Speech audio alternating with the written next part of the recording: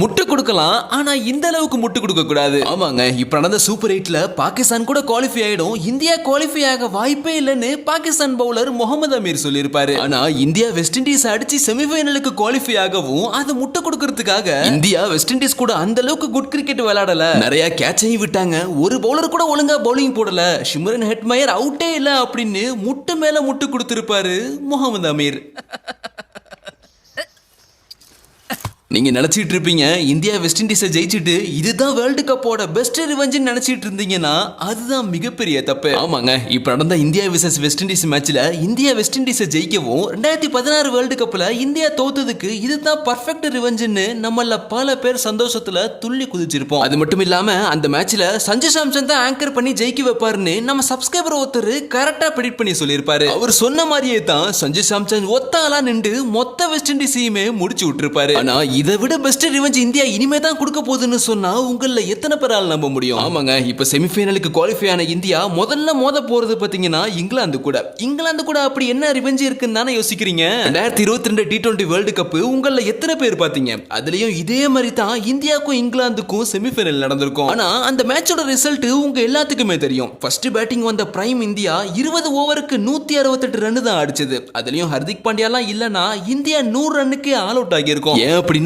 ஹர்திக் பாண்டியா, விராட் கோலி தவிர அந்த டைம்ல டீம்ல வேற யாருமே பெர்ஃபார்ம் பண்ணல. அதை தொடர்ந்து விளையாண்ட இங்கிலாந்து ஏதோ ஒரு பொடி டீம் அடிக்கிற மாதிரி வெறும் 16 ஓவர்லயே ஒரு விக்கெட் கூட விடாம அந்த ரன்னை சேஸ் பண்ணி மேட்சையும் வின் பண்ணிட்டு, அது மட்டும் இல்லாம நம்ம அன்னைக்கு கூட்டிட்டு போனது மொக்க பவுலிங்லாம் சொல்ல முடியாது. ஷமி, புவனேஸ்வர் குமார், அஷ்தீப் சிங், அஸ்வின் அப்படின்னு இந்தியா பவுலிங்லயும் பலமா தான் இருந்திருக்கும். அந்த மேட்சை பார்த்து நம்மள பல பேருக்கு அன்னைக்கு நைட்டு தூக்கமே வந்திருக்காது. ஏன் அப்படின்னா 2016ல வெஸ்ட் இண்டீஸ் டீம் நம்ம கூட போராடி தான் அந்த செமிஃபைனல்ல ஜெயிச்சே இருக்கும். சொல்ல போனா நம்ம போட்ட நோ பால்னால தான் நம்ம அன்னைக்கு தோத்து போயிருப்போம். ஆனா இங்கிலாந்து மேட்ச் அப்படி இல்ல. England pure dominance. மேட்ச் ஜெயிச்சிட்டு பட்லர் கத்துனப்போ நமக்குள்ள கண்டிப்பா ஒரு வெறி கிளம்பி இருக்கும். அது என்ன வெறினா, இங்கிலாந்து எப்படி ஒரு விக்கெட் கூட இழக்காம இந்தியாவை பொளந்தெடுத்தாங்களோ அதே மாதிரி தான் நம்ம அவங்கள பொளந்தெடுக்கணும் அப்படின்னு இவ்வளவு நாள் காத்துட்டு இருந்ததுக்கு பலன் கிடைச்ச மாதிரி வர 5ஆம் தேதி அதே இந்தியா விசஸ் இங்கிலாந்து அதே செமிஃபைனல் அப்படின்னு ரிவெஞ்ச் கொடுக்கறதுக்கு 10 பொருத்தமும் பக்கவா அமைஞ்சிருக்கு. ஆனா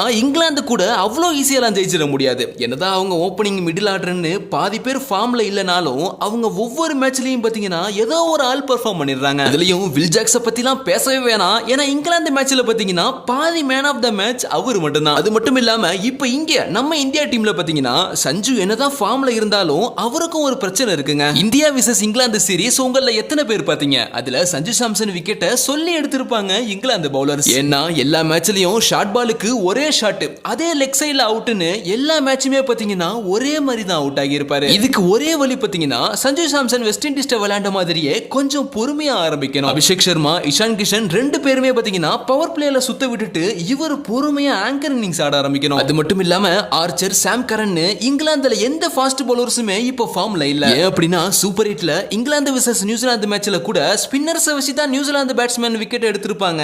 அந்த மேட்ச்லயுமே ரொம்ப கஷ்டப்பட்டு தான் ஜெயிச்சிருப்பாங்க. ஆனா இங்க இந்தியால பாத்தீங்கன்னா ஸ்கை கொஞ்சம் அடிச்சு ஆட ஆரம்பிக்கணும். சாம்சன் பொறுமையா விளையாடுற மாதிரியே இவரும் பொறுமையா விளையாண்டா ரன் பாத்தீங்கன்னா சுத்தமா வராது. இப்போ அடுத்து நாளைக்கு நடக்கிற நியூசிலாந்து விசஸ் சவுத் ஆப்பிரிக்கா மேட்ச்ல யார் ஜெயிச்சா இந்தியாக்கு நல்லதுன்னு பாப்போம். சவுத் ஆப்பிரிக்கா என்னதான் பவர்ஃபுல்லான டீமா இருந்தாலும் நியூசிலாந்து அவ்வளவு ஈஸியாலாம் ஜெயிச்சிட முடியாதுங்க. ஏன் அப்படின்னா நியூசிலாந்தோட பவுலிங் அப்படி. ஹென்ரி, ஃபெர்குசன், சாட்லர்னு தரமான பவுலிங் வச்சிருக்கு நியூசிலாந்து அணி. ஆனா என்னதான் சவுத் ஆப்பிரிக்கால டாப் ஆர்டர் பவரா இருந்தாலும் மிடில் ஆர்டர் எந்த அளவுக்கு பவரா இருக்குன்னு இன்னும் டெஸ்ட் பண்ணப்படல. அதனால நியூசிலாந்து ஸ்டார்டிங்லயே குயிக் விக்கெட்ஸ் எடுத்தா சவுத் ஆப்பிரிக்காவை ஈஸியா பிரஷர்ல போட்டுறலாம். இது எல்லாமே பவர் பிளே போடுற மேட் ஹென்ரி கையில தான் இருக்கு. இப்போ நியூசிலாந்து சவுத் ஆப்பிரிக்காவை ஜெயிச்சிட்டா போதும், இந்தியாக்கு நியூசிலாந்தோட ஆடுறது ரொம்பவும் ஈஸியா தான் இருக்கும். ஏன் அப்படின்னா நம்ம எல்லாத்துக்கும் தெரியும் இப்பதான் இந்தியா நியூசிலாந்தோட 5 T20 சீரிஸ் ஆடுனுச்சு. அந்த டச்சை வச்சு வேர்ல்டு கப் ஃபைனலே நம்ம ஈஸியா ஜெயிச்சிடலாம். கடைசியா ஒன்னே ஒண்ணுதான், சஞ்சு சாம்சன், விராட் கோலி மாதிரி ஆங்கர் இன்னிங்ஸ் ஆடுனா போதும்